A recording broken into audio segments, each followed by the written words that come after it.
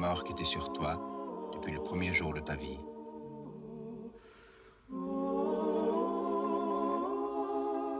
Tu penses qu'il n'y aura pas de grève à Madrid le 30 avril, mais tu es repris par la fraternité des longs combats, par l'allégresse obstinée de l'action. Tu vas retrouver Juan, tu vas l'accompagner à Madrid. Une nouvelle fois, tu vas frapper à des portes, les inconnus t'ouvriront, tu diras n'importe quoi, que le soleil se lève sur Benidorm, ou que les amandiers sont en fleurs dans le jardin d'Antonio. Ils te feront entrer et vous serez ensemble, car ce sont les mots de passe. Georges Champrin a adhéré très tôt au Parti communiste espagnol en rentrant de déportation.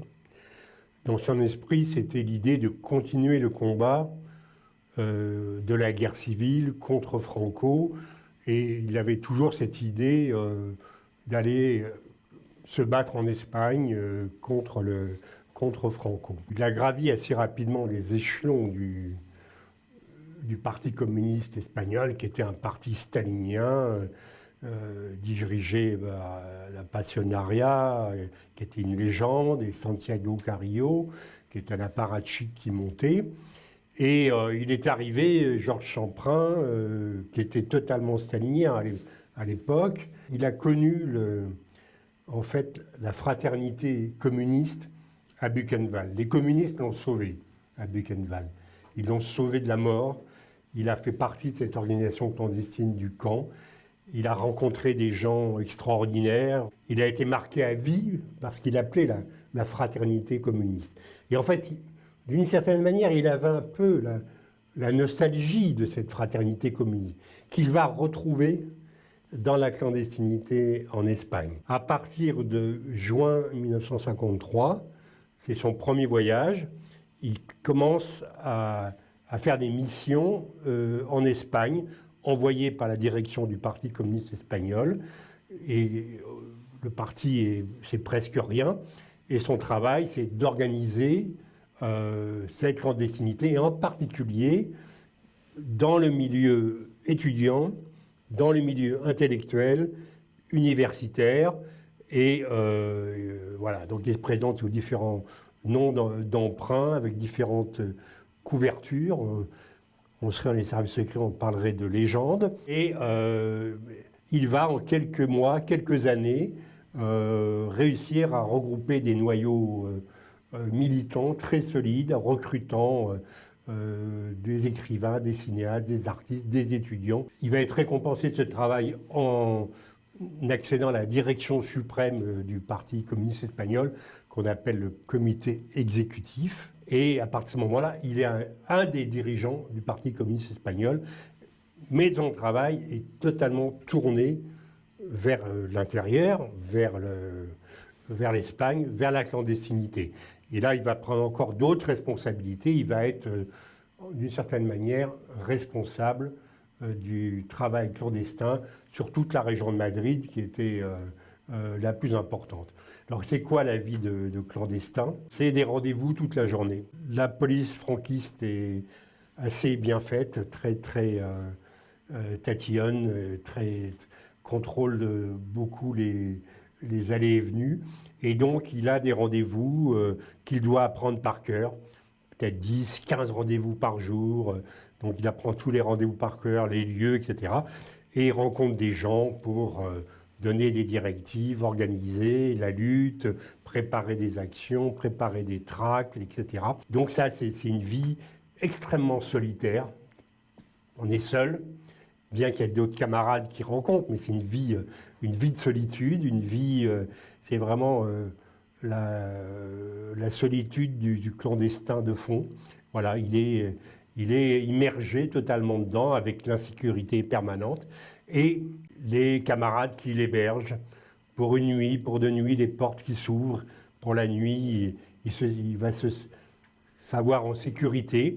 Donc toujours cette poursuite du rêve de la fraternité, c'est des camarades, sur eux je peux compter. Et la crainte évidemment de l'arrestation, qui est la hantise de tous les clandestins et qui, dans son cas, se sanctionnerait par 20 ans de prison. Voilà. Donc c'est ça sa vie pendant 10 ans. Georges Champrin, de juin 53 à fin 62, où il fait sa dernière mission, décembre 62, il va faire des missions de plus en plus longues en Espagne, de liaison, de regroupement, d'écriture, voilà, pour préparer l'après-franquisme. Georges Champrin disait souvent, c'était la partie de ma vie que j'ai le préférée, la plus excitante, la plus exaltante, avec ce danger permanent, mais aussi le sentiment d'être utile, de faire quelque chose pour renverser ce régime franquiste. Il adorait cette vie de clandestin, sans doute parce que ça lui apportait des sensations extraordinairement fortes, que vous êtes pendant 10 ans en train de risquer votre liberté et de risquer aussi celle des autres, en l'occurrence. Ça lui apportait donc ce sentiment, ce frisson permanent. Et je pense qu'il était un très très bon clandestin. La preuve, c'est qu'il n'a jamais été arrêté, il n'a jamais été même dans les contrôles. Ça, il est passé au travers de tout pendant 10 ans. Il arrivait toujours en avance au rendez-vous, faisait le tour plusieurs fois, de voir s'il n'y avait rien de suspect, pas une voiture, des hommes, etc.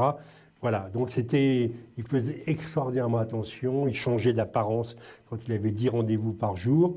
Eh ben, il s'arrangeait pour changer de veste, pour changer voilà. Et donc, il est passé au travers de tout ça, et avec un plaisir personnel, intellectuel, très, très, très, très grand. Merde! Carlos! Pourquoi tu cries si fort? Ramon! Carlos! Qu'est-ce que tu fais là?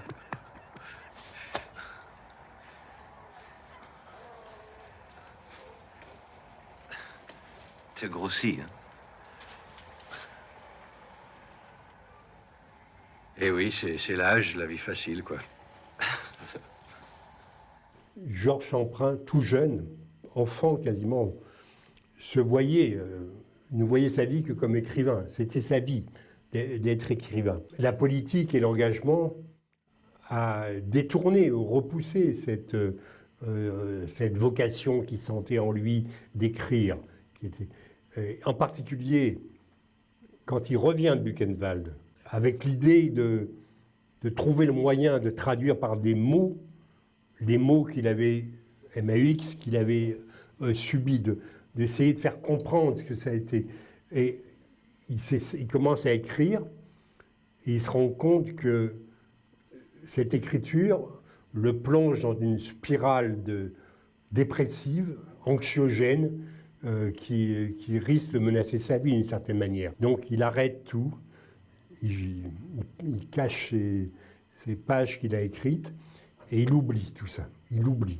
Et encore une fois, la vie militante, l'engagement va occuper totalement son existence pendant 18 ans. Et ça revient alors qu'il est clandestin, à la fin de la clandestinité en Espagne, en 1960, à un moment où justement la police franquiste est extrêmement efficace. Il y a eu des arrestations dans l'organisation clandestine du Parti communiste espagnol. Et donc l'ordre est donné à tout le monde de se planquer et de ne plus bouger. Donc lui, il a une planque, petit appartement qui a été acheté par des militants au nom du Parti communiste, dans lequel il est là. Je suis allé avec lui dans cet endroit tout petit, très sombre. Voilà. Et comme il ne peut plus bouger, il dîne le soir avec ce couple de militants communistes. Et lui, il a été déporté à Dachau.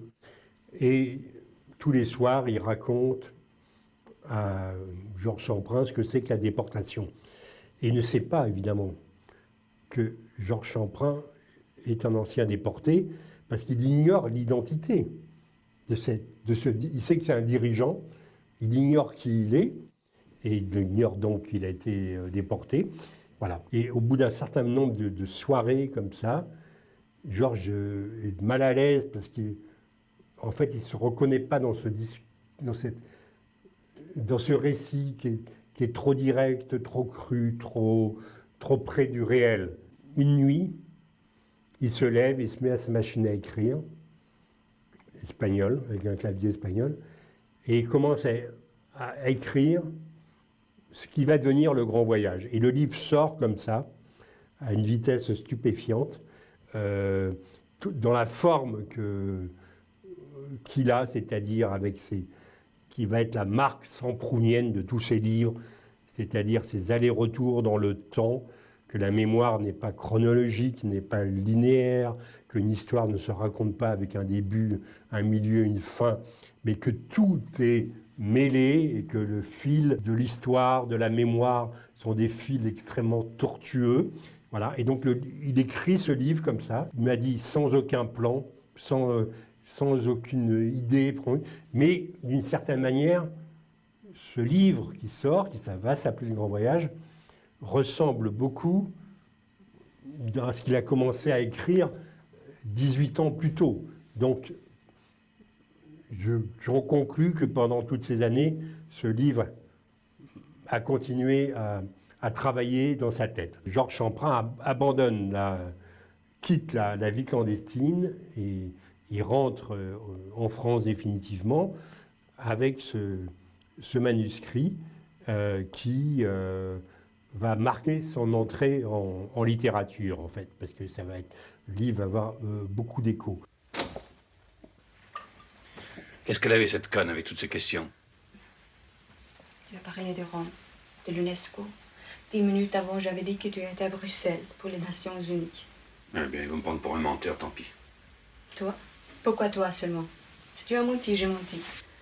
Pour comprendre mon temps, il faut voir d'où vient le petit Ivo Levi, qui naît d'une famille immigrée italienne, d'un père communiste qui est chassé d'Italie par le fascisme, chassé littéralement au sens physique, de cette famille qui se retrouve à Marseille dans un quartier misérable. J'y suis allé, moi, avec mon temps, et j'ai vu, c'est vraiment un endroit... voilà. D'une certaine manière, dans cette famille extrêmement politisée, où son père est communiste, où son frère aîné, Julien Lévy, est aussi communiste, la pente naturelle du petit Ivo, c'est de devenir communiste. Voilà. En fait, il a résisté à ça parce que son obsession, c'était de sortir de cette misère. Et il a eu le truchement de devenir un chanteur et d'avoir très vite un succès phénoménal parce qu'il avait une présence en scène, un charisme exceptionnel. Et donc, le gamin qui commence à chanter à 17 ans à l'Alcazar, c'est pratiquement le jour, quelques semaines avant le début de la guerre 39-45. Il chante à l'Alcazar le 21 juin 1939. Voilà. Et donc il commence sa carrière avec la guerre. Elle va s'interrompre, il va redevenir docker, manutentionnaire, etc. Et puis sa carrière va repartir et il ne pense qu'à cette carrière. Il goûte au plaisir de ce succès. Voilà. Et petit à petit, il va, jusqu'au moment où il monte à Paris, il va avoir là aussi un succès foudroyant, phénoménal, qui va faire qu'en quelques mois, il va devenir une des grandes vedettes de la chanson. Il va être dans sa bulle de chanteur, d'interprète, de penser à ça. Et en fait, il passe à côté, il ne voit pas ce qui se... Alors, il sait très bien qu'il y a des Allemands qui occupent. Il est évidemment contre les Allemands. D'ailleurs, il est requis pour le STO. Et il se cache. Enfin, il se cache. Il trouve cette idée assez géniale, c'est Ivo Levi qui est recherché, que Yves Montand va chanter à Paris sur la scène de l'ABC, alors que Ivo Levi est recherché. Et donc, il traverse Paris dans des conditions rocambolesques la nuit.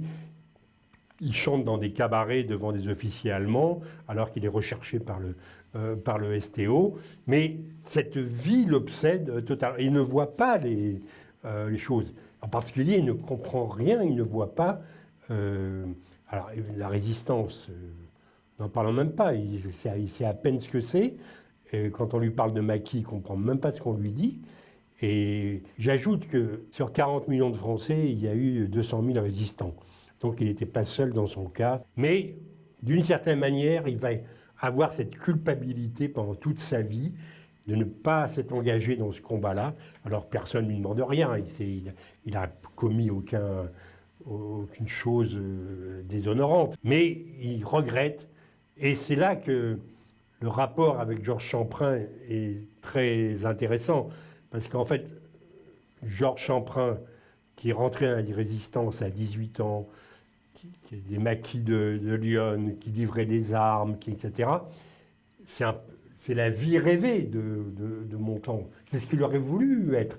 Ça va fonder d'ailleurs leur amitié, qui va être basée sur une double admiration. C'est une amitié personnelle, intime, une espèce de coup de foudre.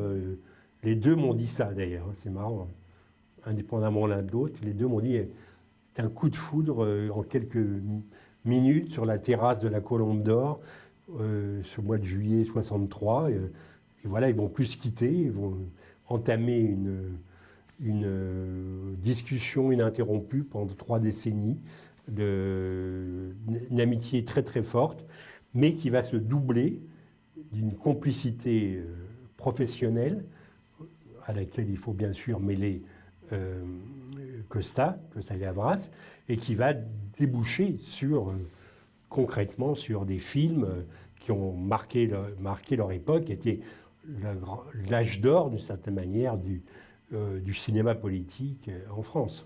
Quand ils se rencontrent, ça va cristalliser ce sentiment chez Montand que bien plus tard, en 90, il va me dire au cours d'une confession la nuit dans un hôtel à Moscou, où il me parle de tout ça et il me dit qu'effectivement qu'il a eu beaucoup de chance dans sa vie, mais qu'il est passé à côté de l'essentiel.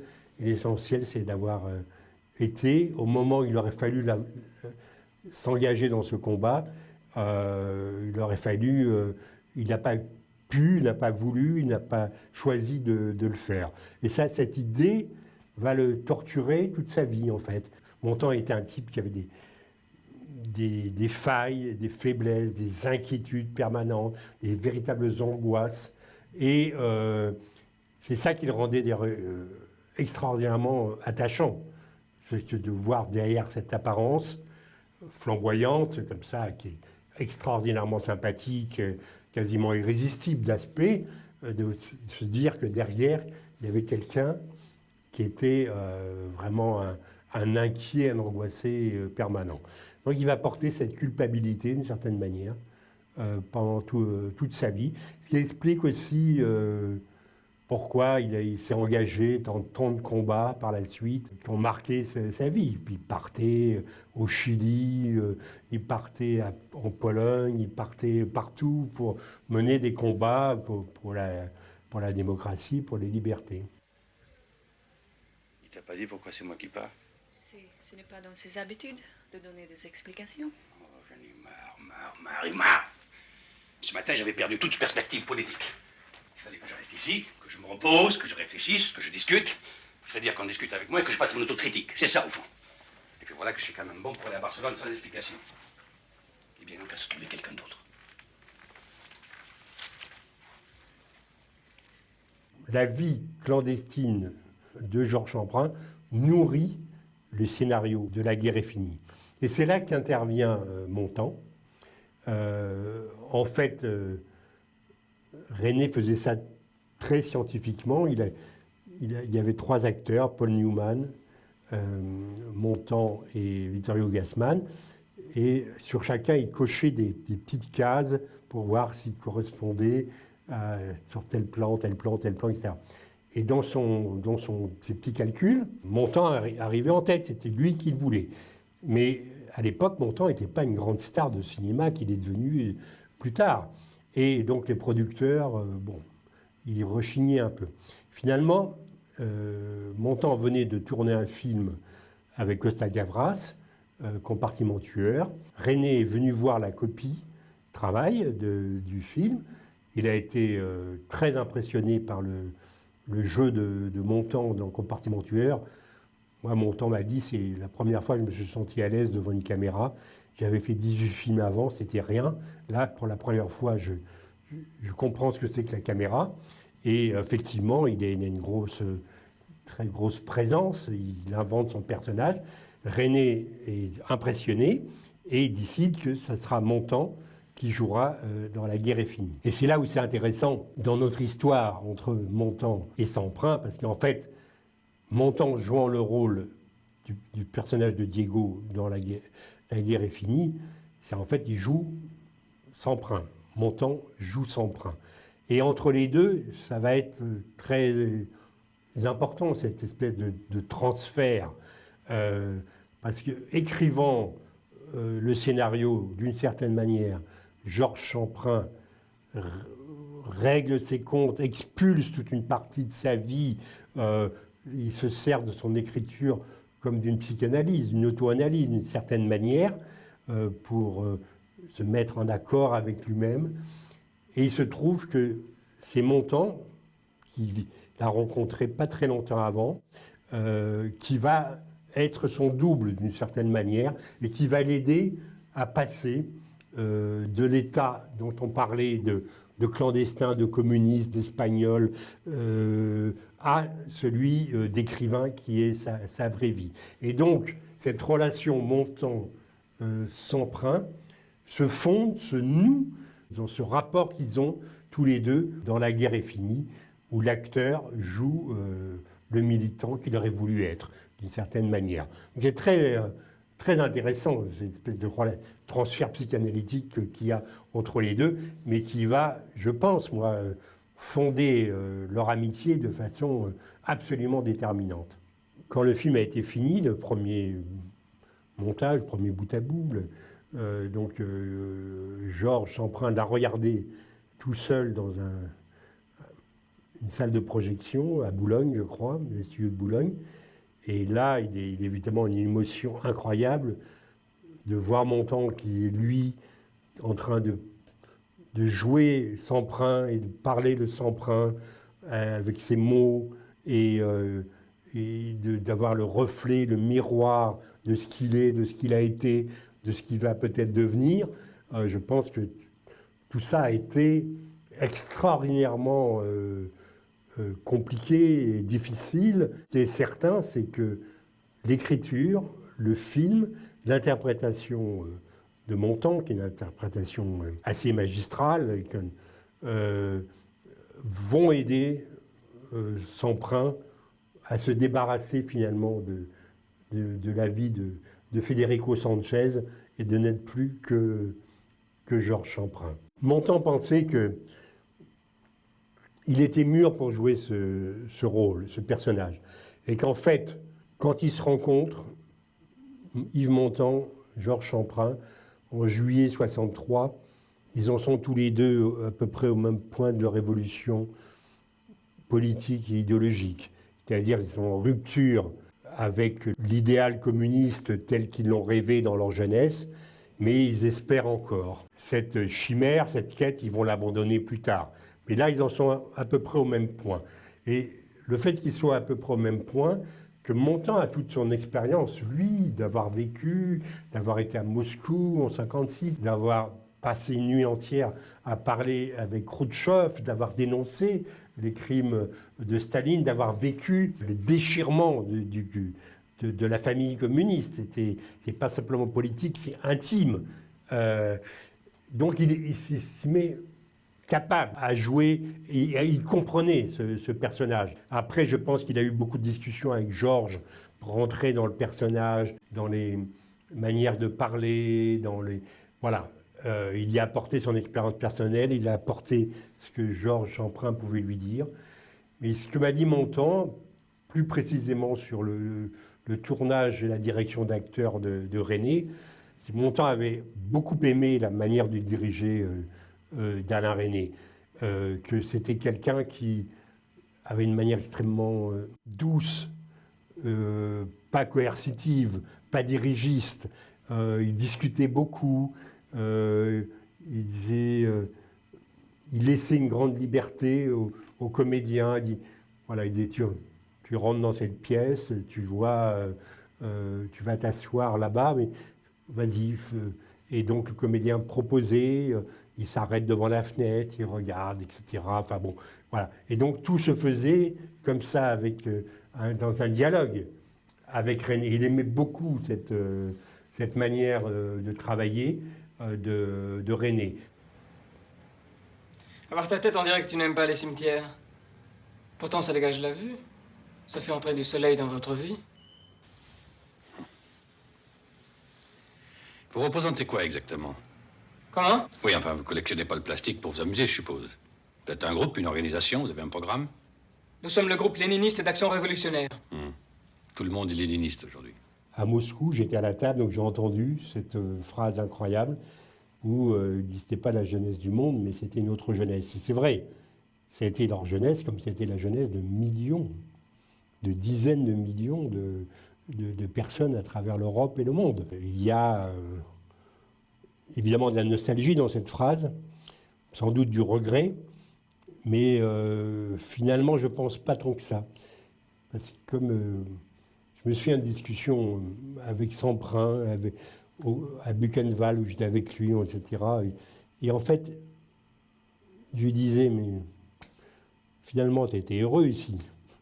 Alors évidemment, je poussais le bouchon, je le provoquais un peu. Heureux non, heureux non. Mais enfin, j'étais content d'avoir vécu cette expérience. J'étais content d'avoir été ici. Et en fait, je pense qu'il était content d'avoir vécu cette expérience d'engagement, qu'il était content, même si finalement, au bout du compte, ça n'avait pas débouché sur grand-chose, d'avoir été 10 ans militant clandestin, cette vie qui a nourri la guerre est finie, et qu'il ne regrettait pas, d'une certaine manière, s'il n'avait pas vécu ça, s'il n'avait pas vécu la résistance, le maquis, la déportation, la clandestinité, sa vie aurait été assez avide, donc il était heureux. Tout ça avait nourri son expérience, sa vie, et je pense qu'il y a ça dans cette France. C'était nos 20 ans, c'est vrai. C'est-à-dire que c'était quelqu'un qui a 17 ans, 18 ans, étant espagnol, a eu le 2e prix au concours général de philo quand même, donc qui s'écrit en français, et qui, quelques mois plus tard, abandonne les concepts, la manipulation des concepts, pour la manipulation des mitraillettes. Il avait 18-19 ans. Voilà. Donc c'est cette extrême jeunesse, je pense qu'il regarde tout ça dans cette soirée à Moscou, dans cet hôtel, dans ce bar où on était. Et voilà, c'était leurs 20 ans.